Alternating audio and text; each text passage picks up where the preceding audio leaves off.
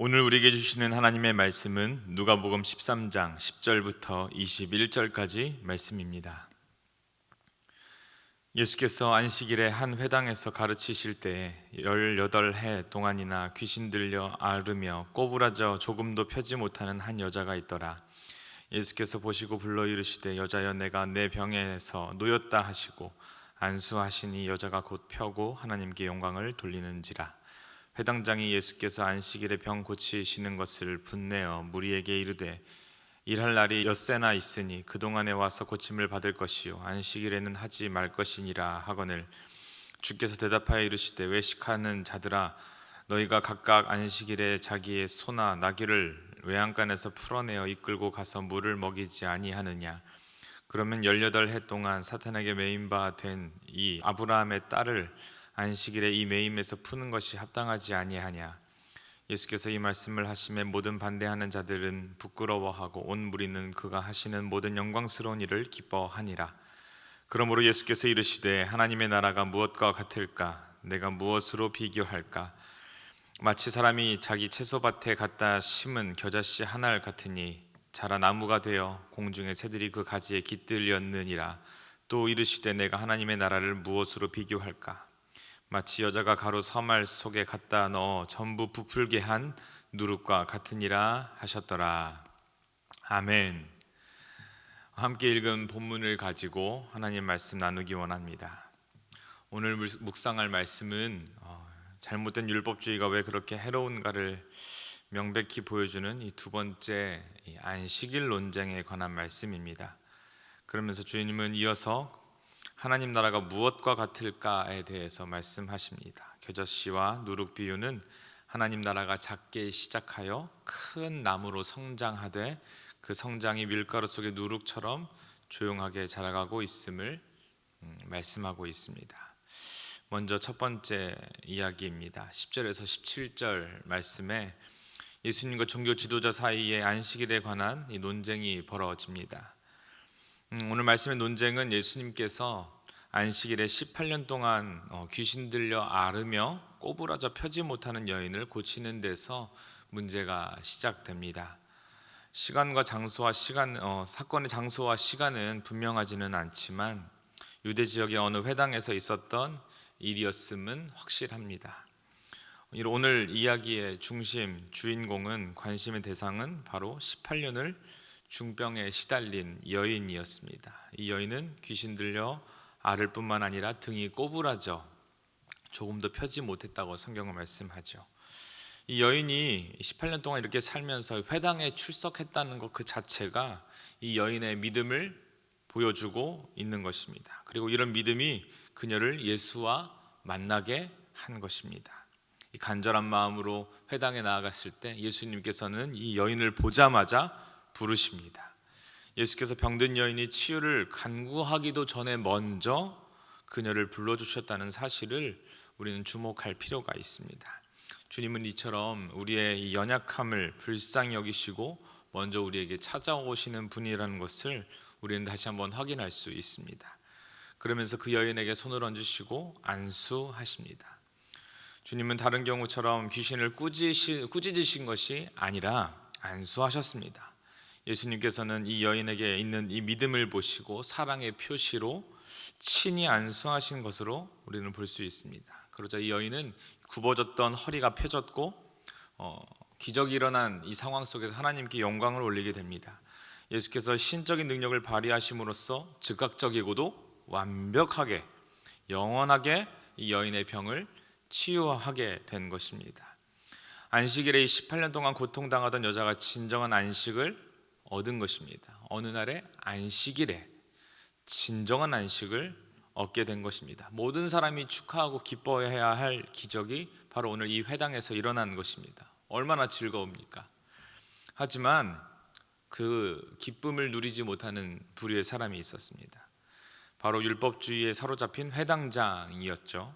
그는 기뻐하는 것이 아니라 오히려 분을 내었다라고 성경은 말합니다. 회당장은 안식일 준수하는 것에 대해서 잘못된 율법주의적인 이 사고를 가지고 있었던 것으로 보여집니다. 당시 안식일에 이 병 고치는 일에 대한 랍비들의 견해는 긴급한 환자들만 고치는 게 허용된다라고 했다고 합니다. 지금 이 여인의 병과 같이 만성적으로 지속되고 있는 이 병은 치료할 수 없다는 것이 율법주의자들, 이 회당장들의 판단이었습니다. 이런 회당장의 모습이 바로 우리들 안에 율법주의에 사로잡힌 사람들의 특징을 잘 보여주고 있다고 생각합니다. 사랑보다 율법이 우선하며 사람보다 율법이 우선되는 것입니다. 그래서 사람을 짐승보다 못하게 만든다고 주님께서 책망하고 계십니다. 탈무드에 의하면 이 동물의 등에 짐을 지우고 몰고 다니는 것과 이 물을 운반하는 것은 금지되었으나 이 동물에게 물을 먹이는 것은 허용되었다라고 쓰여져 있습니다. 그렇다면 동물보다 더 중요한 인간에게 그 필요한 것을 어떤 날이라도 언제든지 공급해야 하는 것은 당연한 일일 것입니다. 18년이라는 시간이 결코 짧은 시간이 아닙니다. 오랜 기간 고통에 시달리던 여인의 이 참혹한 실상은 외면한 채 예수님께서 베푸셨던 치유의 기적을 비난했던 이 회당장과 바리새인들을 향해서 주님의 책망하시게 됩니다. 오늘 말씀 15절 이하에 외식하는 자들아 너희가 각각 안식일에 자기의 소나 나귀를 외양간에서 풀어내어 이끌고 가서 물을 먹이지 아니하느냐. 그러면 18해 동안 사탄에게 매임받은 이 아브라함의 딸을 안식일에 이 매임에서 푸는 것이 합당하지 아니하냐라고 반문하십니다. 여기서 예수께서 병든 여인을 아브라함의 딸로 표현한 것은 그녀가 하나님의 이 택한 자녀로 동물과는 비교할 수도 없을 만큼 귀중한 존재임을 강조하기 위함입니다. 사실 안식일 준수의 참된 의미는 예수 그리스도 안에서 누리게 될 참된 안식을 이 모형으로 상징으로 지킴으로써 주님이 언젠가 오셨을 때 누리게 될 참된 안식이 어떠한 것인지 상징적으로 우리에게 누리기 원하시기 때문에 안식일을 우리에게 허락하신 것입니다. 그런데 그 안식일의 참된 의미는 어디 가고 율법만 남아 이 진정한 안식을 누리는 여자의 이 치유 사건을 율법을 어겼다고 분내는 이 상황인 것입니다. 이런 생각의 함정이 바로 율법주의에 빠질 때 생기는 부작용입니다. 이런 예수 그리스도의 가르침은 이 말씀을 듣는 그들에게 두 가지 반응을 나타내게 합니다. 즉 회당장과 그 추종 세력은 부끄러워하는 반면에 일반 무리들은 기뻐합니다. 여기서 부끄러워한다는 말은 정말 뭔가 잘못해서 부끄러워한다기보다는 당장 뭔가 빈정이 상한 겁니다. 속된 말로 수치스럽고 쪽팔린 상황이 벌어진 것입니다. 회개했다는 말은 어디에도 적혀 있지 않습니다. 예수를 인정하고 참된 안식일의 의미를 깨달은 것이 아니라는 것이죠. 그냥 수치스럽게 여겼을 뿐입니다. 여러분, 생각이 잘못되면 인생이 잘못됩니다.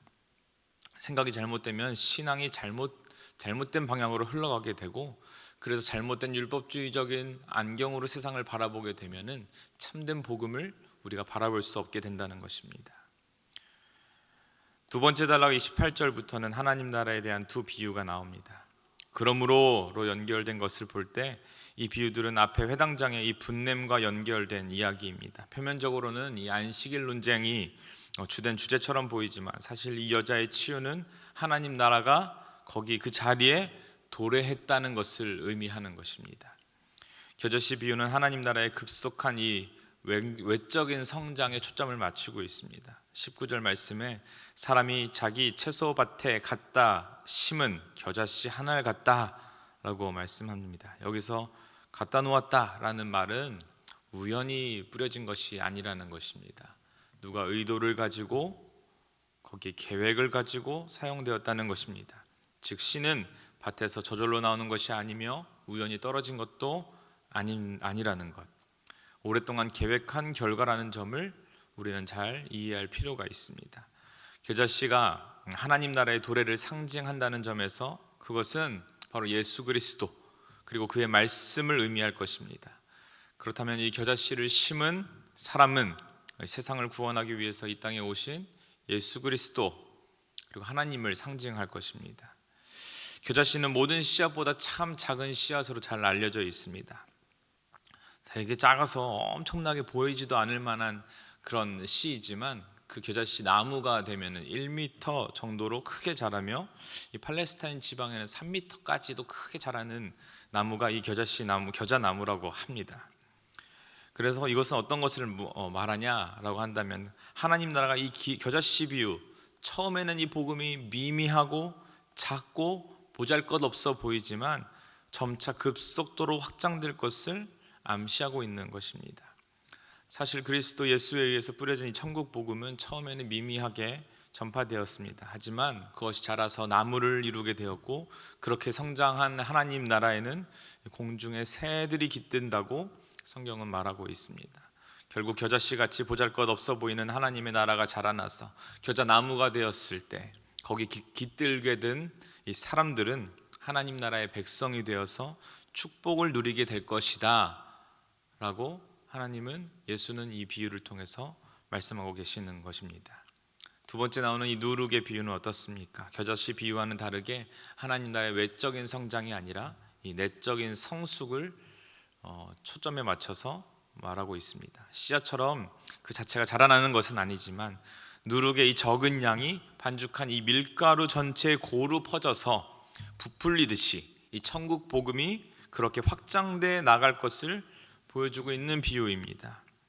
먼저 여기서 등장하는 여자는 본 비유의 중심 인물로 19절에 나오는 이 사람과 동일한 위치에 있다고 볼 수 있습니다. 그래서 여자를 어떻게 해석할까 생각해 봤는데 하나님의 신부들, 바로 우리들, 교회를 상징합니다. 하나님의 복음은 교회에 위임되어 있습니다. 그 복음은 교회를 통해서 사회의 각 영역으로 침투하여 그 사회를 변화시키며 영향력을 끼치기 위해서 존재하는 것이 바로 교회입니다. 그 사회를 변화시키는 통로가 바로 우리라는 것입니다.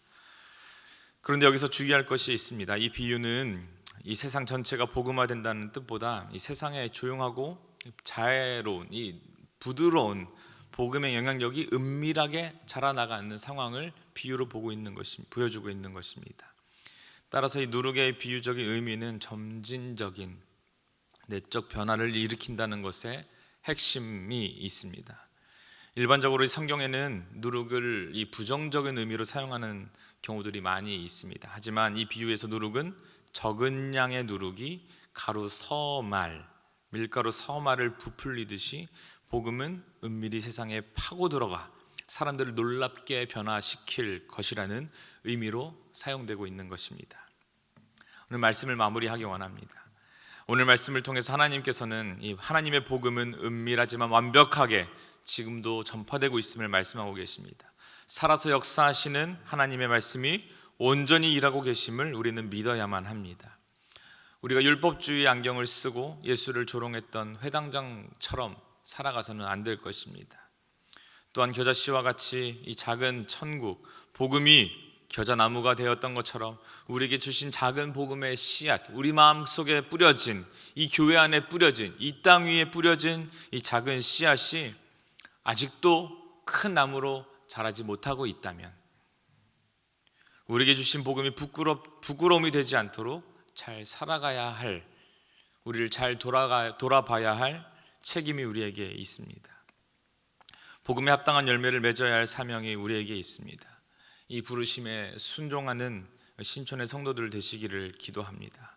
2022년 마음의 재건축이라는 표어를 우리에게 주셨는데 무엇을 다시 세워야 할지, 우리 하나님 앞에 이미 주어진 이 복음의 씨앗을 잘 관리하지 못하고 하나님 그저 그렇게 머물러 있는 상태로 두는 것이 아니라 정말 복음의 열매가 정말 큰 나무가 되어서 많은 공중의 새들, 이 땅의 많은 이웃들, 우리가 섬겨야 할 많은 이방인들, 하나님을 알지 못하는 영혼들을 우리가 품고 사랑하고 섬기는 일에 우리 교회가 사용되어지기를 간절히 소망합니다. 그 귀하고 복된 일에 한마음 한뜻으로 걸어가는 저와 여러분 되시기를 주님의 이름으로 간절히 축원드립니다. 함께 기도하기 원하는데요. 하나님, 기도하실 때 하나님 율법주의 안경을 쓰고 사는 어리석은 자들 되지 않게 하여 주시옵소서. 기도합시다. 우리가 바른 복음의 안경을 쓰고 율법에 얽매이지 않고 율법을 초월하시는 그 예수님의 삶을 본받아 살아가는 우리의 인생 되게 하여 주시옵소서. 우리 마음 가운데 심겨주신 작은 복음의 씨앗이 건강하게 자라나게 하여 주시옵소서. 아름다운 나무로 자라나게 하여 주시옵소서. 따뜻하고 이웃을 사랑하고 품을 수 있을 만한 넉넉한 예수 그리스도의 거룩한 교회의 모습으로 살아가게 하여 주시옵소서. 우리 함께 말씀을 붙들고 기도하며 나아갑니다.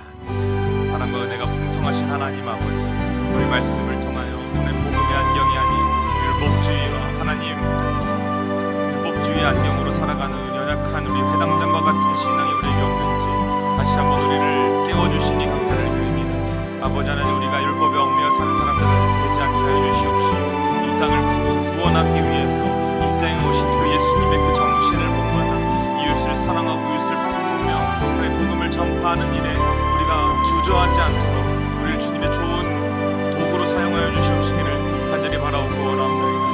아버지, 겨자씨와 같이 우리에게 심어주신 작은 씨앗들, 복음의 그 씨앗들이 아름답게 열매 맺기 위하여 부단히 우리의 씨앗을 가꾸고 단련하며 하나님 귀한 나무로 자라나는 일에 열정을 다하여 순종하며 걸어가기를 간절히 원합니다.